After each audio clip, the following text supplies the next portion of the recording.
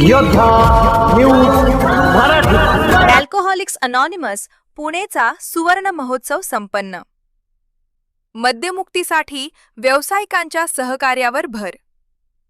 पुणे दिनांक 5 alcoholics anonymous AA Pune यांच्या मद्यमुक्ती कार्याला 50 वर्ष पूर्ण झाल्याबद्दल गणेश कला क्रीडा भवन येथे सुवर्ण महोत्सवी कार्यक्रम उत्साहात पार पडला। मद्यपानाच्या व्यसनाशी संबंधित व्यक्तींना प्रभावी मदत मिळावी या उद्देशाने डॉक्टर, पोलीस अधिकारी, मानसोपचार तज्ज्ञ, वकील, समाजसेवक, व्यसनमुक्ती केंद्रांचे प्रतिनिधी आदी विविध क्षेत्रातील व्यावसायिक सहभागी झाले। कार्यक्रमात महाराष्ट्रातील विविध शहरांमधून 600 हून अधिक AA सदस्य तसेच अल अनॉन फेलोशिपचे सदस्य उपस्थित होते। AA सदस्यांनी व्यसनमुक्तीचे अनुभव कथन केले, तर डॉक्टर आशिष देशपांडे यांनी व्यसनमुक्तीसाठी 12 पायऱ्यांच्या कार्यक्रमाचे महत्त्व अधोरेखित करत व्यावसायिकांनी AA सोबत समन्वयाने कार्य करण्याचे आवाहन केले। कार्यक्रमाच्या समारोपावेळी उपस्थितांनी उपक्रमाचे स्वागत करत आयोजन समितीचे कौतुक केले। या बातमीचा आढावा घेतलाय आमचे योद्धा न्यूज मराठीचे प्रतिनिधी अमित टाकळकर यांनी। एक 8-10 दिवस जातात आणि त्याच्यानंतर या माणसाशी मी माझ्या मित्रासारखं बोलू शकतो, पण मग नेमकं होतं काय? वॉर्डातनं बाहेर पडल्यानंतर परत या माणसाला दारू प्यावीशी का वाटते? आपण हिंदीमध्ये म्हणतो की दूध से जला छाछ भी फूक फूक के पीता है, आणि इथे हा माणूस सगळं काही जीवतात काय किंवा दारूत काय सगळं काही हरवलेला माणूस हा परत या दारूकडेच कसा वळतो? आणि म्हणून मन लावून 6 महिने काम केलं। रात्री 10-10 वाजेपर्यंत वॉर्डमध्ये बसून सल्लामसलत करायची,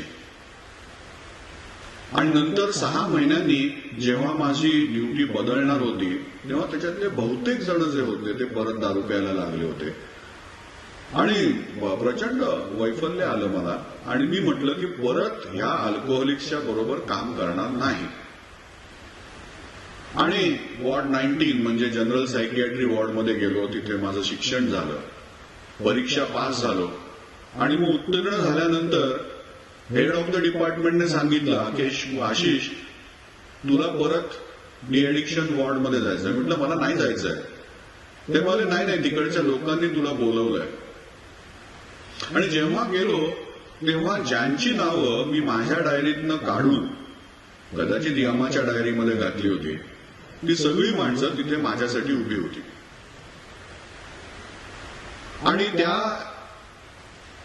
वॉर्डमध्ये मी आल्यानंतर एक छोटेखानी सभा होती। त्या सभेमध्ये त्यांनी सांगितलं सगळ्यांना की ह्या डॉक्टरांच्यामुळे आम्ही आज दारूपासून दूर आहोत। मी त्यांना कोपऱ्यात घेतलं, सांगितलं मला माहिती आहे माझ्यामुळे नाही, कसे झालात ते सांगा। आणि तेव्हा त्यांनी मला सांगितलं अल्कोहोलिक्स अनॉनिमसचं नाव, जी माझ्यासाठी तोपर्यंत 5 मार्काची नोट होती।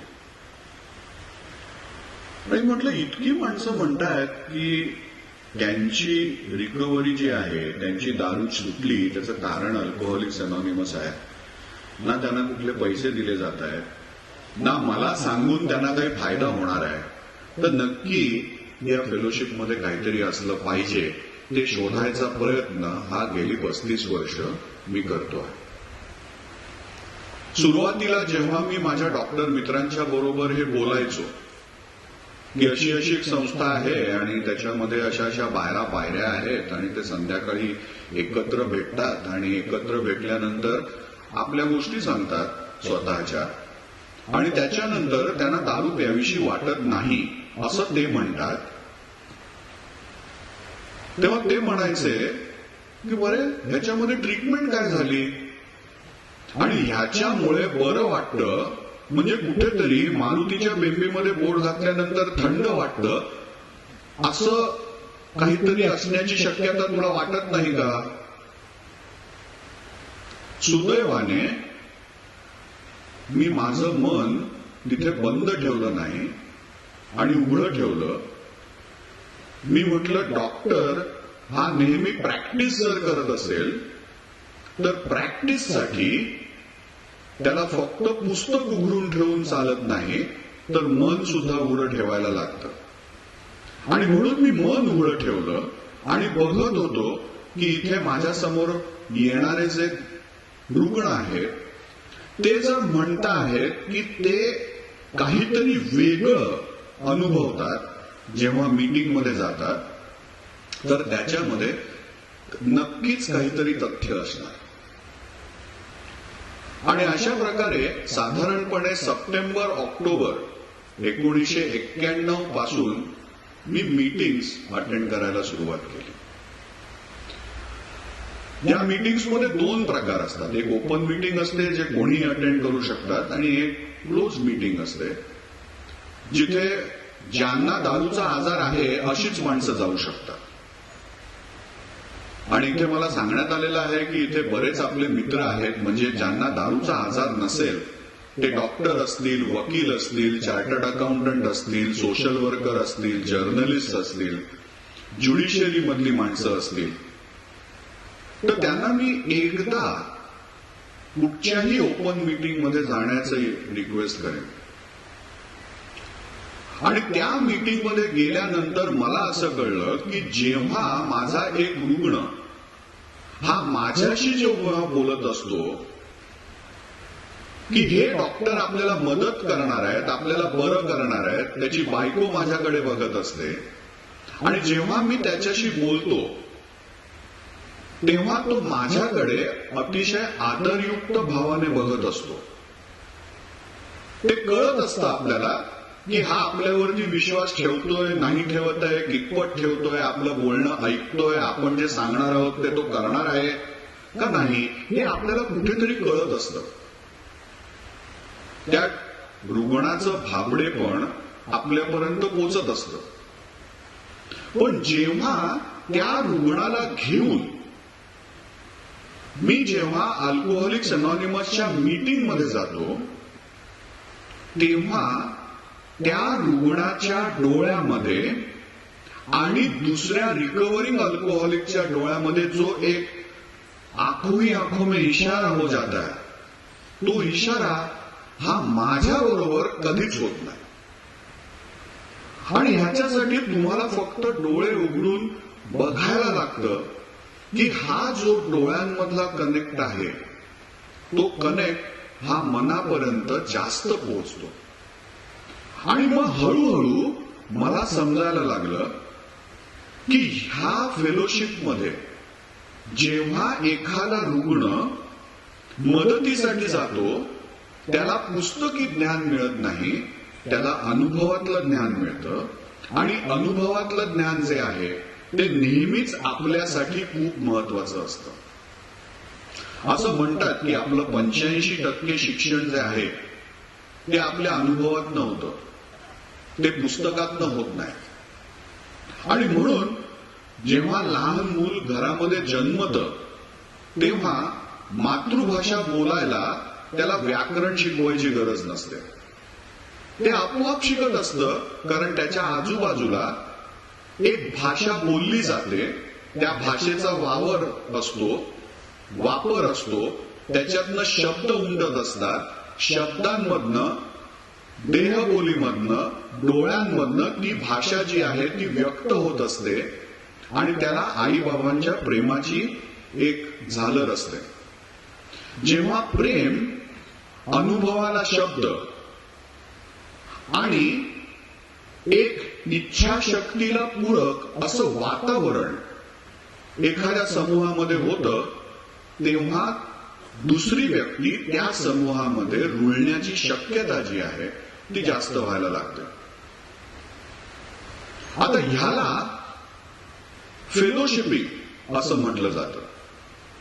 फेलोशिपिंग म्हणजे काय की एखादं उद्दिष्ट गाठण्यासाठी जेव्हा एकविचारी, समविचारी माणसं एकत्र येतात आणि ती समविचारी माणसं एकत्र आल्यानंतर ते उद्दिष्ट गाठण्याचा प्रयत्न एकत्रितपणे करतात. या फेलोशिपिंग मध्ये कुठलाही नेता असण्याची गरज नाही, मग ती पार्टी होते. त्यामुळे ह्याच्यामध्ये एकत्रितपणे आपल्याला उद्दिष्ट गाठण्यासाठी काय काय करायला लागतं ह्याची माहिती जर एखाद्या सुसूत्रपणे मांडली गेली असेल तर त्याला सायकोलॉजीमध्ये एनरिच्ड ग्रुप्स असं म्हटलं जातं. आणि हे एनरिच ग्रुप जे आहेत हे आता आपल्याला समजतं की आपल्या मेंदूमध्ये काही रासायनिक बदल घडवून आणतात. आतापर्यंत असं वाचायचं की ह्या प्रोग्राममध्ये म्हणजे आमचे एएचे बंधू जे आहेत ते म्हणतात how it works we don't know आणि we don't care also but that it works is a reality. तुम्ही ह्या इथे सभागृहात असलेल्या कुठल्याही माणसाला विचारा की तुम्हाला तुमच्या रिकव्हरीमध्ये कुठल्या गोष्टीचा सर्वात जास्त फायदा झाला आहे. आणि मी खात्रीने तुम्हाला सांगेन की ज्या व्यक्तीला फायदा झाला आहे तो म्हणेल की मला या फेलोशिपचाच फायदा झाला, मला या 12 पायऱ्यांच्या प्रोग्रामचा फायदा झाला.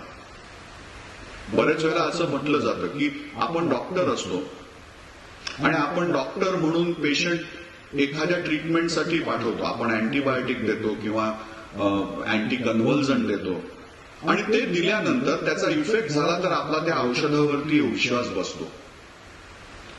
पण ज्या व्यक्तीला त्या औषधाचा फायदा झाला आहे तो मात्र बाकीच्या कुठच्याही औषधावरती विश्वास ठेवत नाही, फक्त त्या औषधावर विश्वास ठेवतो.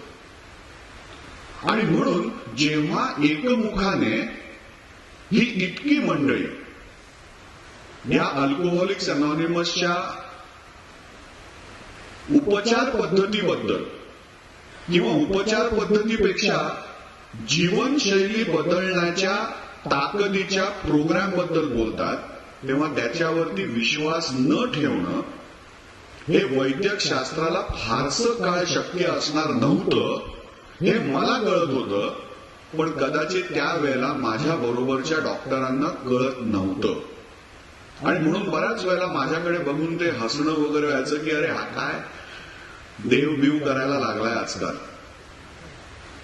त्याच्यानंतर 2020 साल उजाडायला लागलं आणि 2020 मध्ये ऑक्टोबरमध्ये वैद्यक शास्त्रामध्ये ज्याला गॉस्पेल समजलं जातं त्याला कॉक्रेन रिव्ह्यू सिस्टीम्स असं म्हणतात. इथे जे वैद्यक शास्त्रातील माणसं असतील त्यांना माहिती असेल ही कॉक्रेन रिव्ह्यू सिस्टीम. त्याच्यामध्ये असं दर्शवलं गेलं की दारूच्या समस्येमध्ये longest and strongest recoveries happen with the 12 step programme which is manualise आणि 12 स्टेप फॅसिलिटेशन. म्हणजे 12 पायऱ्यांची माहिती चांगल्या प्रकारे रुग्णांपर्यंत देणं आणि त्यांच्याकडनं 12 पायऱ्यांचा प्रोग्राम करून घेणं. या दोन्ही गोष्टी झाल्या तर लॉंगेस्ट आणि स्ट्रॉंगेस्ट रिकव्हरीज कॅन हॅपन. हे आल्यानंतर वैद्यक शास्त्राने खऱ्या अर्थाने अल्कोहोलिक्स अनॉनिमसकडे बघण्याचा दृष्टिकोन हा बदलायला सुरुवात केली. आता ह्याचा अर्थ 2020च्या आधी संपूर्ण अंधाधुंद होती का? नाही. साधारणपणे 1960 पासूनच लोकांना कल्पना यायला लागली होती की ह्या फेलोशिपमध्ये काहीतरी घडत आहे. आता जेव्हा किशोर सर सांगत होते की आपले फाउंडर मेंबर्स जे आहेत ते एका संध्याकाळी एका डॉक्टरच्या दवाखान्यामध्ये वेटिंग रूम मध्ये भेटले. त्या डॉक्टरचं नाव डॉक्टर सिल्कवर्थ होतं. ते त्या डॉक्टर सिल्कवर्थकडे ट्रीटमेंटसाठी आले होते आणि जेव्हा बाहेर बसल्या बसल्या ते एकमेकांशी बोलत होते त्याच्यानंतर जेव्हा ते घरी गेले तेव्हा त्यांना असा अचानक अनुभव आला की त्यांनी सांगितलेल्या एकमेकांच्या गोष्टीनंतर पहिला दिवस असा आला की त्यांना त्या दारू पिण्याची तलफ आली नाही. आणि हे त्यांनी दुसऱ्या दिवशी एकमेकांना सांगितलं आणि ते म्हणाले आपण बघूया करून एकमेकांना सांगूया गोष्ट. आणि तसे ते एकमेकांना गोष्ट सांगत राहिले आणि त्यांना कळायला लागलं की अरे हे काहीतरी बोलल्यानंतर वेगळं घडतंय. आणि त्यांनी ते डॉक्टर सिल्कवर्थना सांगितलं आणि त्या डॉक्टर सिल्कवर्थने सांगितलं की वाटतंय ना वेगळं, मग करत राहा. तोपर्यंत डॉक्टर सिल्कवर्थनी बऱ्याच मोठ्या प्रमाणात हे रुग्ण बघितले होते आणि त्यांना हे कळत होतं की हा माणूस वेगळ्या पद्धतीने दारू प्यायला शिकलेला आहे. नॉर्मल माणूस जसा दारू पितो तसा हा माणूस दारू पित नाहीये.